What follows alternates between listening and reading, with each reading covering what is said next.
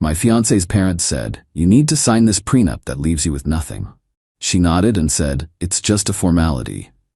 I replied, "Then let's formalize it." The room went silent when I added my own clause. I, 29 male, thought I was living the dream. Engaged to Natalie, 26, beautiful ring on her finger, wedding planned for next spring. We'd been together 3 years, living together for 1. Everything seemed perfect until last Tuesday when her parents invited us for dinner. Should have known something was up when her father, Gregory, insisted we come over for a formal discussion about the future. The man owned a chain of high-end furniture stores and never let anyone forget it. We arrived at their mini mansion around 6 p.m. Her mother, Patricia, greeted us with air kisses and guided us to Gregory's study instead of the dining room. Red flag number 1. Sit. Sit, Gregory said, gesturing to chairs across from his massive oak desk. Like we were there for a job interview. Natalie squeezed my hand. "Daddy, what's this about?" He slid a thick document across the desk. "A prenuptial agreement. Standard procedure in our family." I picked it up, started flipping through. "Okay, I'm not opposed to prenups in principle. Good. Just sign on the last page. Our lawyer prepared everything." "I'll need to read it first." Patricia laughed. "Oh honey, it's all legal jargon. Basically just says what's yours stays yours, what's hers stays hers." But that's not what it said. Not even close. As I read, my stomach dropped. This wasn't a prenup. It was a financial execution. If we divorced for any reason, I'd get nothing from assets accumulated during marriage. No spousal support, regardless of circumstances. Any gifts from her family would be considered loans, repayable immediately. If we had kids, she'd get automatic full custody. I'd be responsible for her attorney fees. Her student loans, $85,000 worth, would become my responsibility. Any joint property would default to her. "This is extensive," I said carefully. Gregory leaned back. "We protect our assets in this family. Natalie's trust fund, her inheritance, the family business, all needs protection. I understand that. But this goes beyond protecting premarital assets. This says if she buys a house during our marriage with money she earns from her job, I have no claim to it." "Correct. But if I buy anything, it's marital property." "You're catching on." I looked at Natalie. "You've read this?" She shrugged. "It's just a formality, babe. We're never getting divorced anyway, right?" "Then why does it matter what it says?" Patricia interjected. "Every marriage needs insurance. This is ours." "Insurance usually protects both parties. This only protects Natalie." "Well," Gregory smirked, "she's the one with assets to protect." I set the document down. "I make $75 a year. I've saved responsibly. I'm not after your money." "Then signing should be no problem," Patricia said sweetly. "You're right. Let's formalize it properly. I'll have my lawyer add some clauses of my own." The room went silent. "That's not how this works," Gregory said slowly. "Why not? If it's just a formality, if we're never divorcing, what's the harm in making it fair?" Natalie pulled her hand away from mine. "Fair? I'm bringing family money to this marriage. What are you bringing?" "My salary, my savings, my 401k, my car, my—" "Peanuts," Gregory interrupted. "Compared to what Natalie stands to inherit, then you have nothing to worry about from my additions." "What additions?" Patricia asked. I pulled out my phone, opened my notes app. "Well, if we're formalizing things, infidelity clause, if either party cheats, they forfeit all marital assets. Effort clause, both parties must maintain employment or forfeit support. Addiction clause." "This is ridiculous." Natalie stood up. "Just sign the paper." "Why? We're never getting divorced, right? So why does it matter what protections I want?" Gregory's face was turning red. "Because you're nobody. You think you can waltz in here and make demands? You should be grateful Natalie even looks at you." There it was, the truth. Grateful? I stood too. "I love your daughter. I've supported her through her career changes, her anxiety, her money makes all that irrelevant," Patricia said coldly. "Sign the prenup or the wedding's off." I looked at Natalie, really looked at her, waiting for her to defend me, defend us. She crossed her arms. "They're right, just sign it. If you really loved me, you'd sign it. If you really loved me, you wouldn't ask me to sign something that treats me like a gold digger who deserves nothing." "Drama queen," she muttered. I nodded slowly. "Okay, I'll sign it." Relief washed over their faces. "On one condition, I add just one clause." "Absolutely not," Gregory started. "One clause," I repeated. Since we're never getting divorced, it won't matter anyway, right, Natalie? She hesitated, then nodded. What clause? A sunset provision. After 10 years of marriage, the entire prenup becomes void. What? All three of them shouted. If we make it 10 years, clearly the marriage is solid. No need for protection anymore. That defeats the entire purpose. Gregory slammed his hand on the desk. I thought the purpose was protecting premarital assets. After 10 years, surely I've proven I'm not after those. You could just wait 10 years and then divorce her, Patricia accused. So you think I'd waste 10 years of my life for money? That's what you think of me. Natalie was pacing now. This is stupid. Just sign the original. No, add the sunset clause or no deal. Then there's no wedding, she screamed. Okay. Update 1. That okay broke something in Natalie. She went from angry to nuclear in seconds. You're throwing us away over money. She was crying now, but they were angry tears. I'm not. I'm refusing to sign a document that says I'm worthless to you.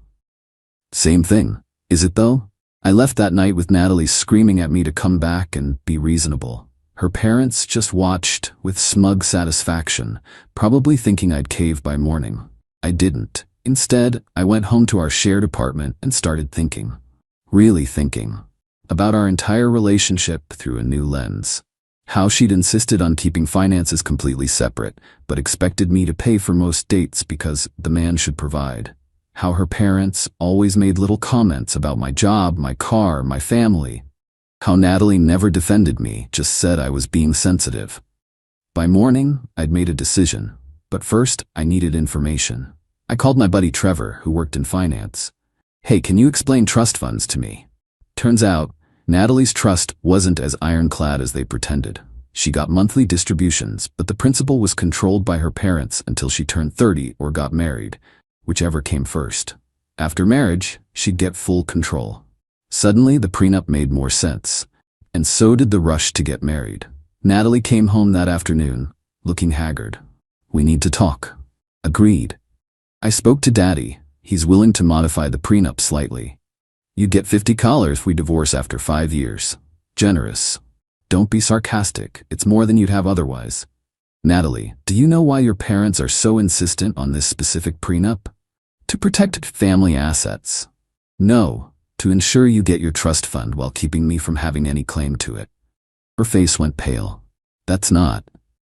You get full control when you marry. That's why we're rushing the wedding. That's why the prenup is so aggressive. They want you to have access to the money but ensure I never do.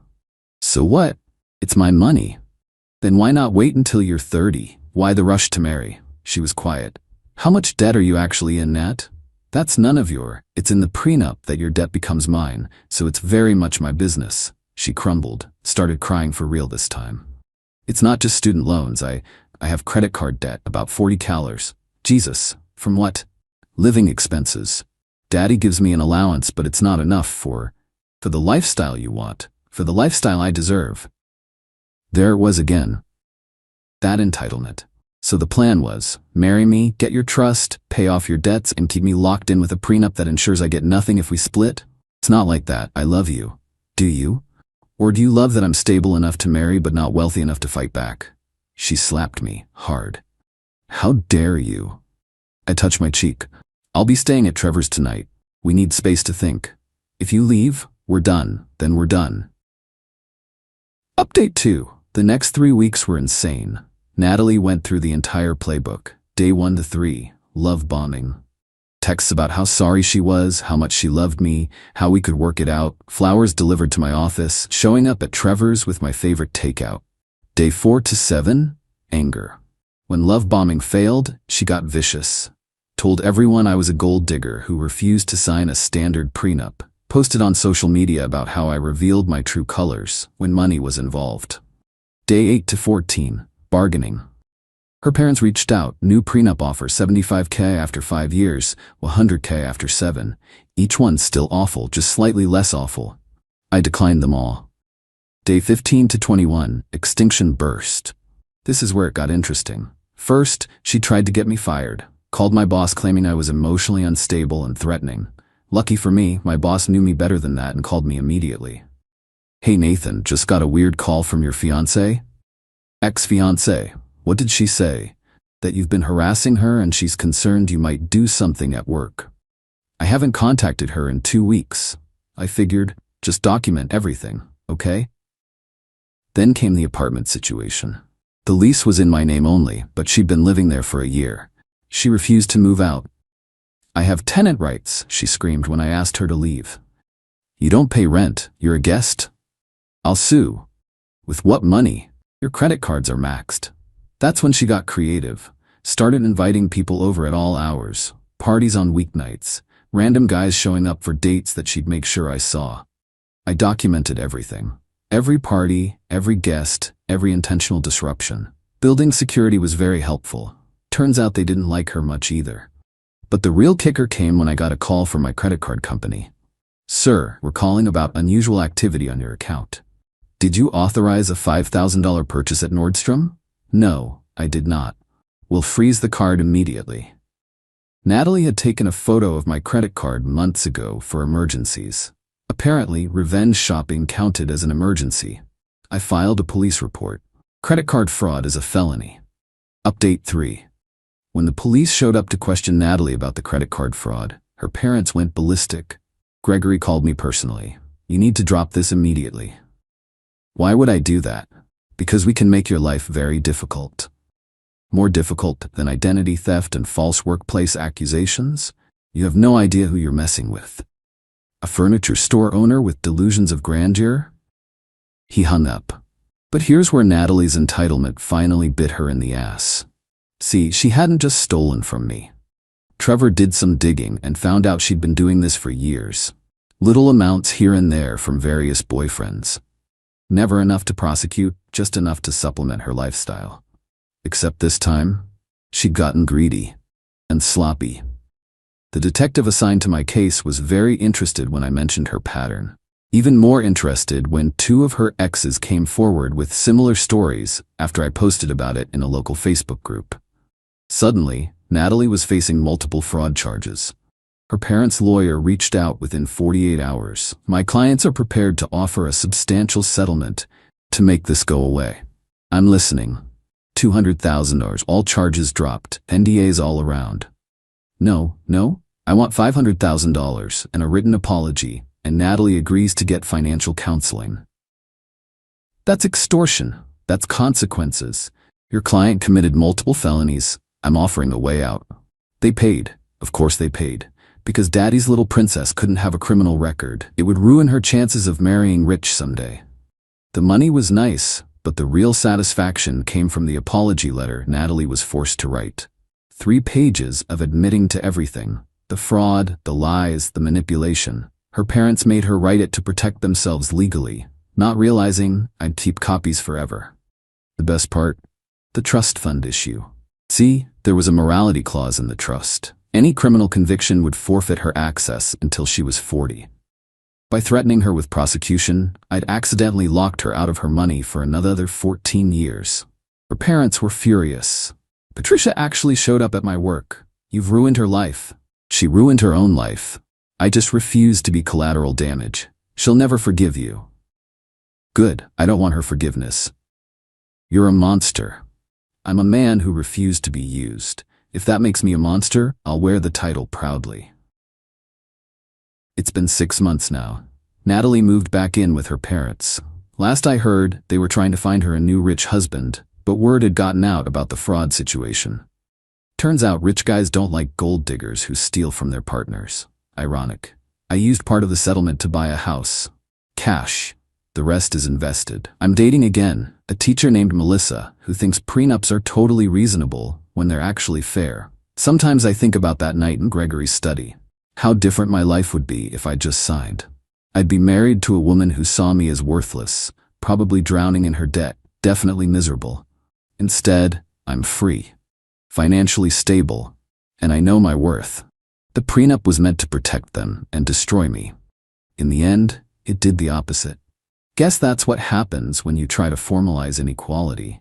Sometimes the person you're trying to screw over reads the fine print.